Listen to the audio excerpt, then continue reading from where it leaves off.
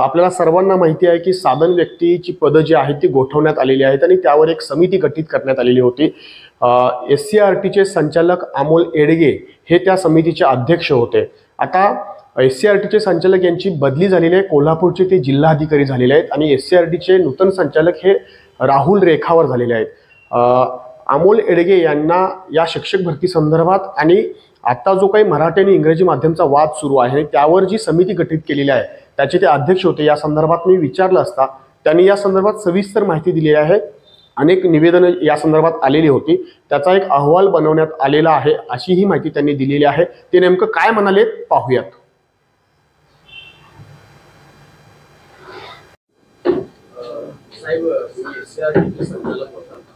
शिक्षक भरती प्रक्रियेमध्ये मराठी इंग्रजी माध्यमाचा सध्या जो वाद सुरू आहे त्या संदर्भात समिती गठीत केली होती, त्याचे तुम्ही अध्यक्ष काय त्याबाबतचा जो SCRT मधल्या तज्ज्ञ लोकांचा जो अभिप्राय आहे तो शासनाला आम्ही पाठवलेला आहे आणि त्यानुसार SCRT टेक्निकली तो अहवाल पाठवत असताना शासनाने त्यानुसार शासन निर्णय केलेला आहे। या अलीकडे या पंचांगा प्रदूषणाचा साधन व्यक्ती संदर्भात त्या समितीमध्ये काही निवेदन प्राप्त झाले होते, ते म्हणतात की अहवाल प्राप्त झाला त्याच्यामध्ये काही साधन व्यक्तीचे 5 निकष होते त्याच्यामध्ये बदल झाला। मला वाटतं आता मी कोल्हापूरमध्ये आलेलो आहे तुम्ही SCRTचे जास्त प्रश्न विचारताय, पण याचं उत्तर देतो मी। मराठी आणि इंग्रजी माध्यमासाठी शिक्षक भरती करताना एकतर इंग्रजीचं ज्ञान असणारे शिक्षक असावे आणि इंग्रजी शाळांमध्ये आपल्या ज्या जिल्हा परिषदेच्या शाळा राहतील त्या सुद्धा बाकी शाळांची स्पर्धा करू शकतील अशा पद्धतीचं आपण त्या ठिकाणी लर्निंगचं वातावरण राहील हाच उद्देश होता। आणि हे करत असताना बऱ्यापैकी आपण इंग्रजी माध्यमामध्ये एकतर त्यांचं शिक्षण झालेलं असावं अगोदरचं किंवा ज्या मेथड्स म्हणतो आपण BEd किंवा DEd ते तरी किमान इंग्रजी माध्यमातून झालेलं असावं। ते जर मेथड जरी त्यांची इंग्रजी माध्यमातून झाले असतील, शिक्षण मराठीमधून झालं असेल तरी सुद्धा आपण अलाव केलेलं आहे।